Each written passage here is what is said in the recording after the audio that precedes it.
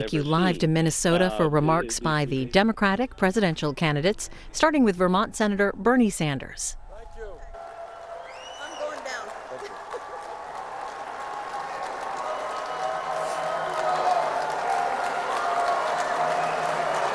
Thank you.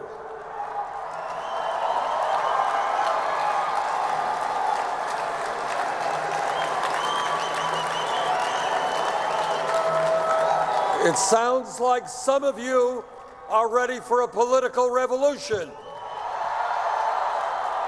All right.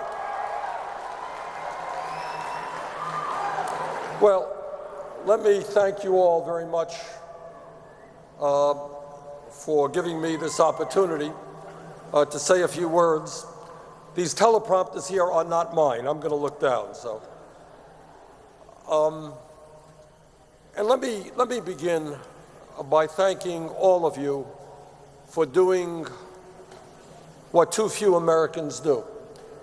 And that is because you love your state and you love your country, you are prepared to get involved in the political process. You understand that men and women fought and died to preserve American democracy, and you are doing everything you can to make sure that we have a vibrant democracy. So thank you all very much. And as we were driving here, of course, my thoughts went to an old and very dear friend of mine, Paul Wellstone, and his wife, Sheila. Paul and I were elected in 1990 at the same time. We became very close friends. We worked together on a number of issues. And I want to thank the Democrats of Minnesota for making sure that Paul's work, and more importantly, his vision, is never forgotten.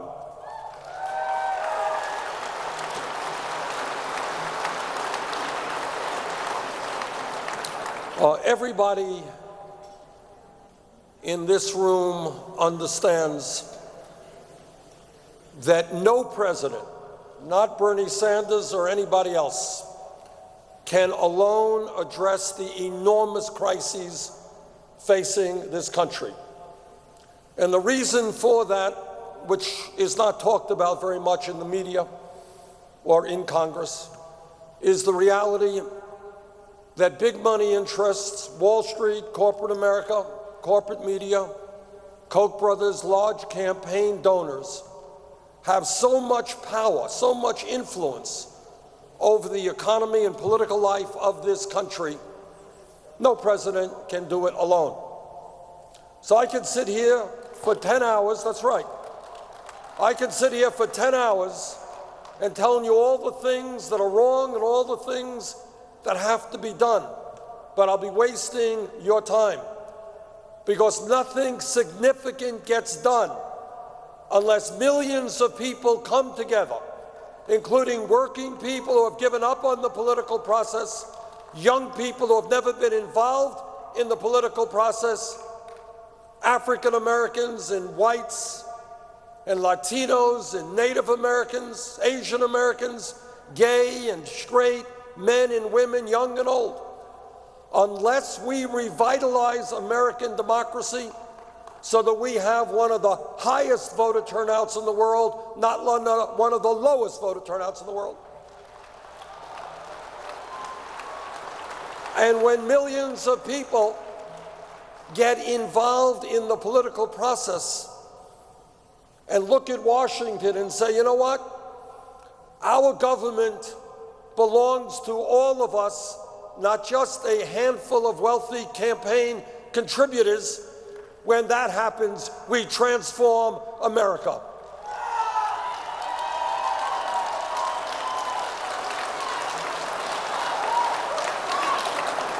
So our job, the easy part of our job, is beating Republicans, and that's easy because if you look at what Republicans stand for, it is a marginal position. Very few Americans believe in the Republican program. How many people do you know think that it makes sense to give hundreds of billions of dollars in tax breaks to the top 0.2% and then cut Social Security, Medicare, and Medicaid? Well, it's not only that it's not right. Very few people believe that. Republicans win elections when people become demoralized, when they give up on the political process, when they don't vote, they don't get involved, and when big money buys the elections. Republicans win when voter turnout is low. Progressives and Democrats win when voter turnout is high. Our job is to create a high voter turnout.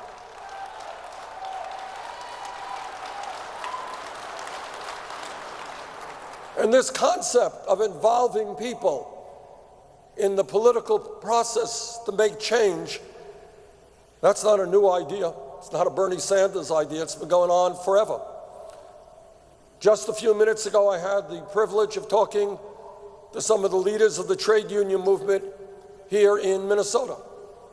And they understand, and you all understand, that when workers came together to demand dignity, to demand to sit down and collectively bargain contracts, that didn't happen because employers thought it was a great idea.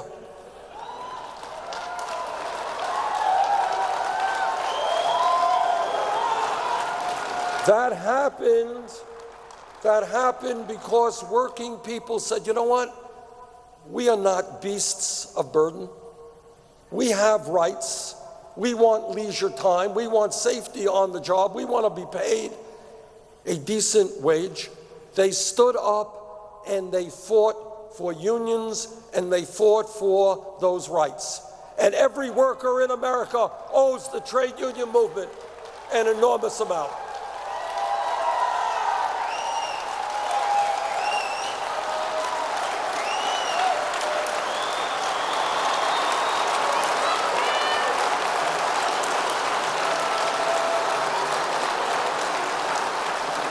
But it's not just the trade union movement. Does anybody here think that the civil rights movement is simply about Lyndon Baines Johnson signing the Voting Rights Act? Change always comes from the bottom on up. It comes when people stand up and say, you know what? The status quo is no longer acceptable. So for 100 and more years, people stood up and fought, and sometimes they were lynched. Sometimes their homes were bombed. I was in Birmingham, Alabama, a couple of weeks ago, and I went to that church where 4 beautiful children were killed because of a racist explosion. And what I learned on that day, and I didn't know this, I should have, I didn't, is there were 14 bombings in Birmingham during that month. In other words, the city was under siege by racists who were trying to terrorize people who were fighting for civil rights. But the people of Birmingham, the people throughout the South, blacks and their white allies said, sorry, segregation and racism is going to end in America. And they stood together, they marched on Washington, they sat in, and we made huge breakthroughs. But it happened not because of somebody on top, it happened because millions of people essentially said, enough is enough. And what about the women's movement? 150 years ago, women saying, sorry, we are not going to be treated as third-class citizens. We are going to do the work we want to do. We are going to be able to vote. We are going to be able to run for political office. Huge, terrible, enormous struggles.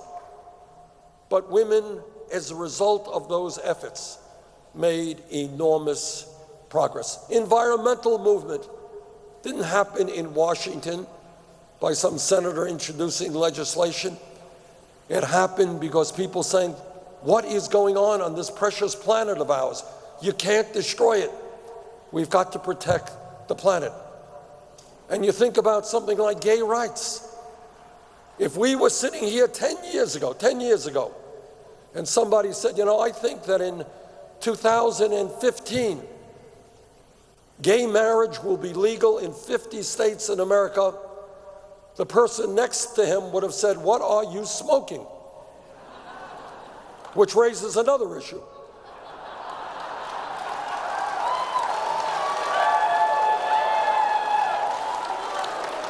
But the point is that when people at the grassroots start moving, and when they say, this is not right, in this country, people should have the right to love anyone they want, regardless of their gender. Tremendous changes took place.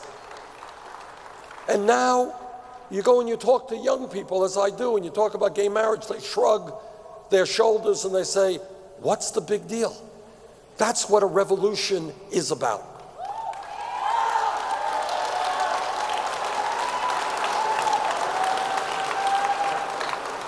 And if we were here 30, 40 years ago, somebody jumped up and said, I think that America is mature enough, it has gone far enough in overcoming racism, that in 2008 we're going to elect an African American as President of the United States. 40 years ago, very few people would have believed that could happen. But it did happen. And what happened is, and it doesn't matter whether people like Obama or whether they don't, what they said is, we're going to vote for somebody based on his ideas, not the color of his skin. A revolutionary breakthrough.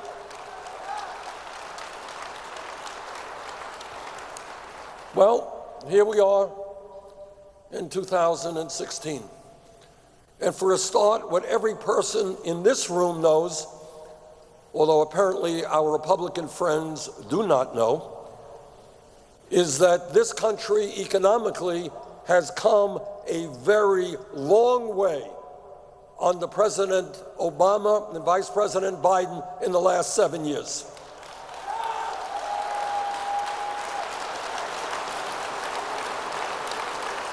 Now, we shouldn't be too hard on our Republican friends because they suffer from a very serious illness called amnesia. They just can't remember where we were 7 years ago when we were losing 800,000 jobs a month, when we were running up a record-breaking deficit of $1.4 trillion, and when, oh, by the way, the world's financial system was on the verge of collapse. Other than that, we were in pretty good shape when Bush left office. Well, we have come a long way in 7 years, and we should be proud of the accomplishments of the Obama and Biden administration.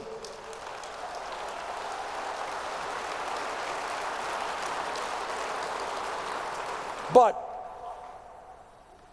we have got to be honest and to acknowledge we still have a very, very long way to go to create the nation that I know all of us believe we can create.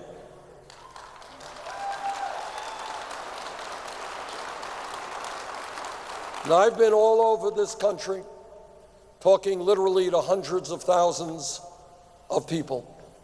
Nobody I know, nobody I have talked to, thinks that it is acceptable, thinks that it is moral, thinks that it is sustainable, that in the United States of America, we have more income and wealth inequality than any other major country on earth, and that it is worse here today than since 1928. That is not acceptable. It is not acceptable to me that the top 0.1% owns almost as much wealth as the bottom 90%. It is not acceptable to me that the 20 wealthiest people in this country own more wealth than the bottom 150 million Americans. It is not acceptable that one family, Walton family of Walmart, owns more wealth than the bottom 40% of the American people. And when we talk about the economy, it's not just wealth, it is income. In my state of Vermont, and I'm sure in Minnesota, we have many, many people, millions throughout our country, who are working not one job, but 2 jobs and 3 jobs, trying to cobble together the income that they need and maybe some health care. And yet, despite the hard work of the American people, and we are the hardest working people of any people in the industrialized world, we work the longest hours. Despite all of that, 58% of all new income generated today goes to the top 1%. My friends, this is not an American economy. It is not a fair economy. It is a rigged economy, and together we're going to change that.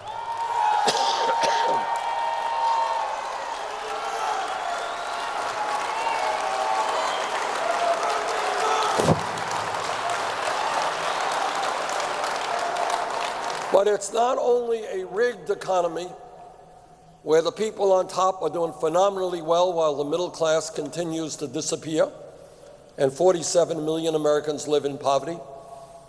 What you have accompanying the rigged economy is a corrupt campaign finance system that is undermining American democracy.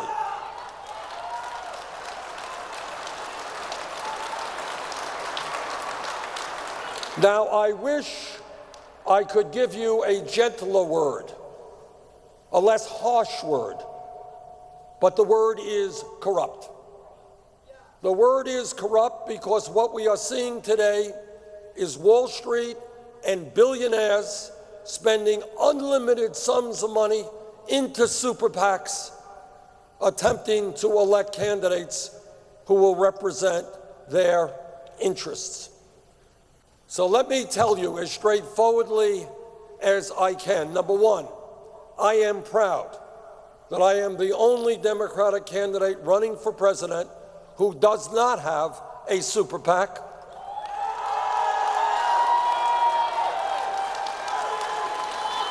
Number two, our campaign has received, and I never in a million years would have believed this to be possible, up until this point in the campaign, we have received 3.5 million individual contributions, averaging $27 apiece.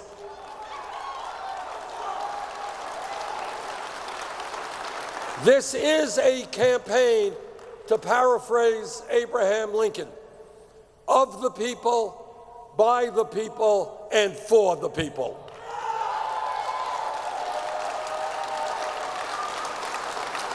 And let me tell you something else.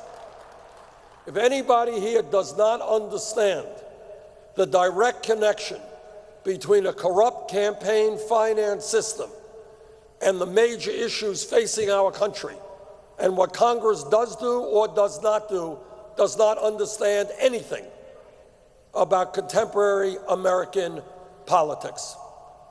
So let me be as straightforward as I can and tell you that one of the first major priorities of a Sanders administration will be to overturn this disastrous Citizens United Supreme Court decision.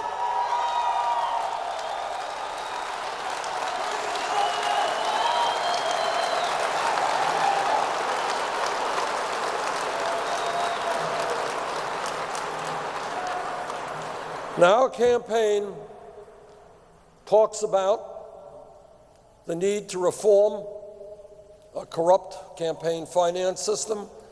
We talk about the need to end a rigged economy and create an economy that works for all of us, not just the 1%.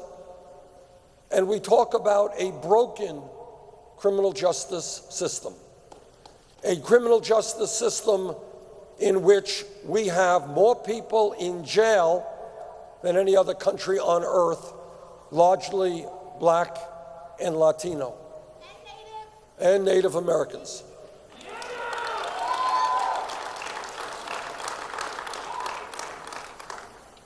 Let me tell you very briefly a story that kind of encapsulates everything that we talk about in this campaign and what a rigged economy and a corrupt campaign finance system and a broken criminal justice system is about. Some of you may have read in the last few weeks that large Wall Street financial institutions like Goldman Sachs have reached a settlement with the United States government. In the case of Goldman Sachs, it was for $5 billion.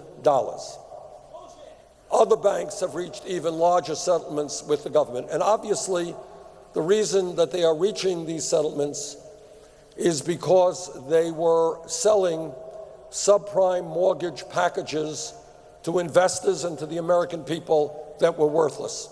So they reached a $5 billion agreement with the U.S. government. That's point number one. That to a significant degree, the business model of Wall Street happens to be fraud. Point number two, when we talk about political power in America, where the average American says, why should I vote? I got one vote. Koch brothers are going to spend $900 million. Wall Street's spending all this money. No one hears my pain. No one is concerned about my life. I'm not getting involved in this charade. Don't ask me to vote. And I'll tell you one of the things that really angers the American people is that today some kid in Minnesota will get picked up for possessing marijuana. He or she will get a police record which will stay with him for the rest of their lives. But executives on Wall Street whose greed and recklessness and illegal behavior ended up driving millions of people out of their homes, out of their jobs, and out of their life savings, not one of those executives on Wall Street will have a police record. That is not what criminal justice is supposed to be about.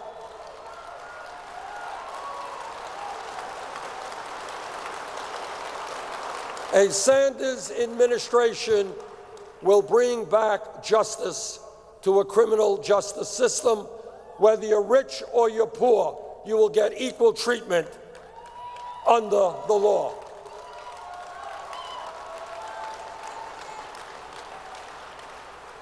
And when we talk about the issues facing the American people, when we understand why it is that people are working so many hours for such low wages, it should be clear to every person in this room that we have got to raise the minimum wage to a living wage, $15 an hour.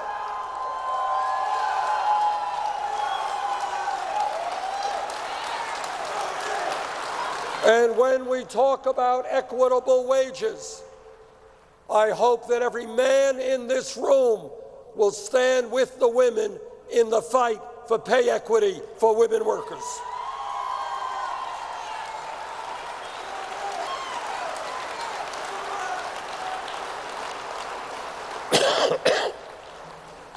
Now, I know I will not shock any person in this room by telling you that every now and then, once in a while, there is a bit of hypocrisy in politics. I know you're all very shocked, dismayed to hear this, but it's true. And let me give you an example of the ultimate, I think, in hypocrisy.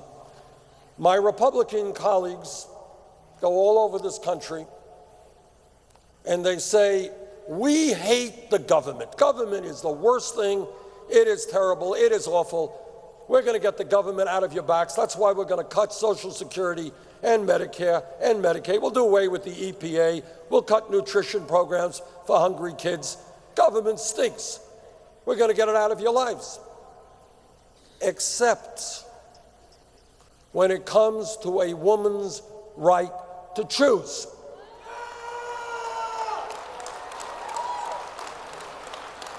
In that case, my Republican colleagues love state and federal government and want the government to make that decision for every woman in Minnesota and in America.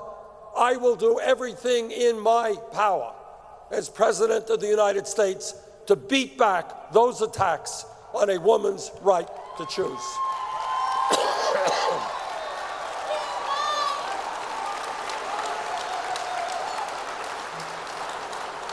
And when Republicans talk about family values, what they are also saying is that every gay person in this country should not have the right to get married.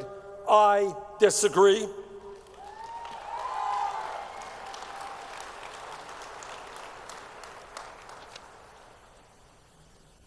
We live, as everybody here knows, in a highly competitive global economy. 150 years ago, workers in this country achieved a huge, huge breakthrough. And what they managed to accomplish, which we take for granted right now, is public education. They said, we don't want our kids who are 6 or 7 or 10 to be working in factories or on farms. We want them, like the rich kids, to be able to get a decent education. And they fought and succeeded in creating great public schools all over America. This is the year 2016. And in my view, it is time to rethink public education and to understand that in many respects, a college degree today is the equivalent of what a high school degree was 50 years ago. That is why I believe that when we talk about public education, we should demand that every public college and university in America be tuition-free.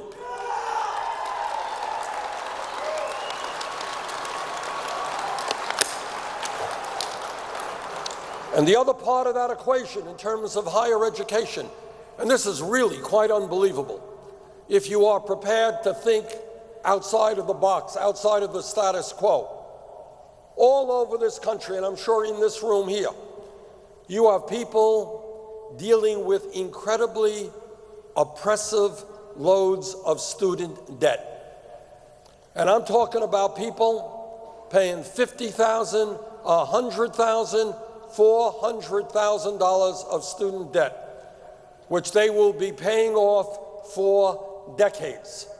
I keep running into families where mom is not only paying off her daughter's student debt, she's paying off her own student debt of 20 years ago. In America, we should not be punishing people for the crime of trying to get an education.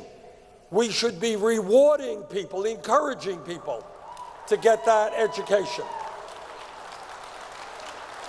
And that is why I believe that we should allow people with student debt to refinance their loans at the lowest possible interest rates they can find.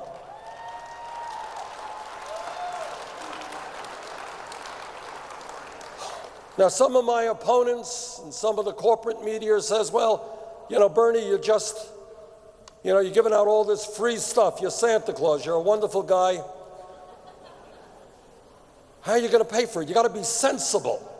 How are you going to pay for this idea? I will tell you how we're going to pay for free tuition at public colleges and universities and lowering student debt. We're going to impose a tax on Wall Street speculation.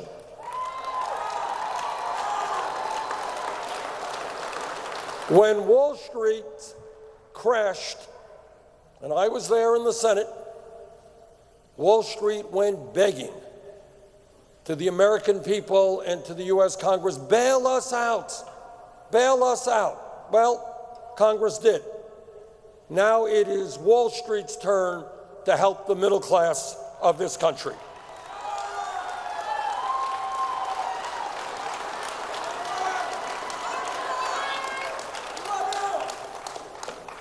When we talk about a corrupt campaign finance system, there are many, many examples that I could give you about how campaign finance impacts public policy. Probably the easiest one would be to deal with climate change. I am a member of the Senate Environmental Committee and the Senate Energy Committee, and I've talked to scientists all over the world.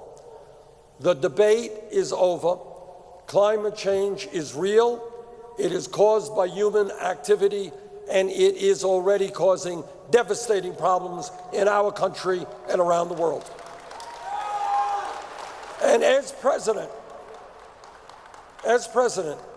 I would lead this country, working with China and Russia and India and countries all over the world, to take on the fossil fuel industry, to transform our energy system away from fossil fuel to energy efficiency and sustainable energy. Now, here's the point that I want to make. How does it happen? In this sense, I'm being as deadly serious as I can. How does it happen if the entire, or virtually the entire scientific community agrees that climate change is real and is causing devastating problems and will only get much, much worse in years to come? How does it happen that we have a Republican Party which almost unanimously, few exceptions, rejects science? How does it happen that not one Republican in a debate or in any other format will come up and say what everybody knows to be true? Climate change is real, and we have to transform our energy system in order to save this planet for future generations. How does it happen? Not one Republican candidate for president will say that. And the answer is that on the day that Republican candidate says it, he will lose his campaign funding from the Koch brothers, from ExxonMobil, and the fossil fuel industry. That is what a corrupt campaign finance system is doing to this country.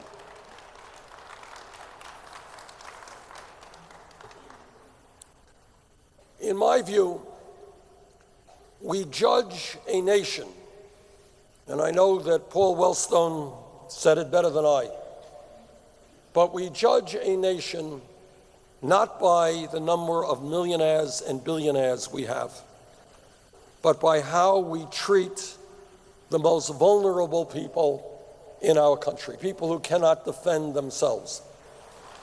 That is the sign of a great country.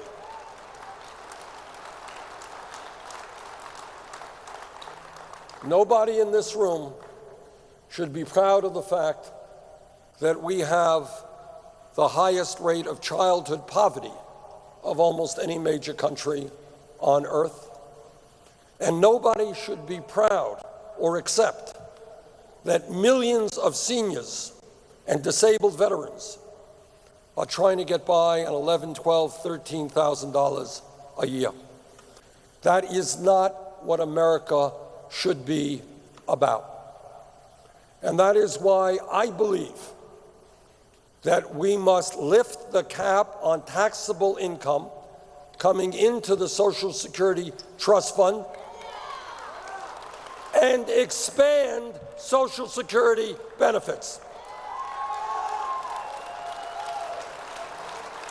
My legislation that I've introduced would raise taxable taxes for people earning $250,000 or more, top 1.5%, and expand and extend Social Security. Extend it for another 58 years and expand it such that seniors now living on less than $16,000 will get $1,300 a year more. That is the least that we can do for the people who helped build our country and raise us.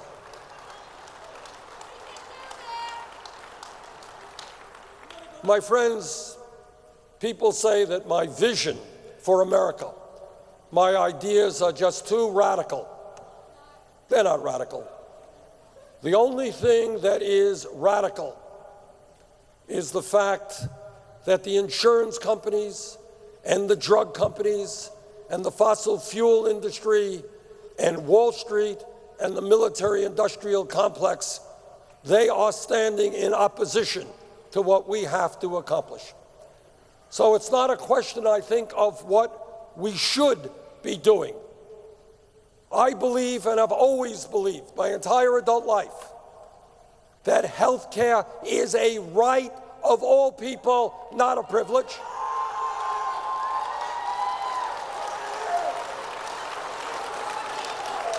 I'm on the committee that wrote the Affordable Care Act. We made some real progress, but we can do better. So the issue in front of us in this campaign is not what we know we should do. There is widespread agreement on that. It is whether or not we have the courage to stand up to the billionaire class, to stand up to Wall Street, to stand up to the drug companies and the insurance companies and the pharmaceutical companies and all of those people today who are exercising enormous power at the expense of ordinary Americans. What the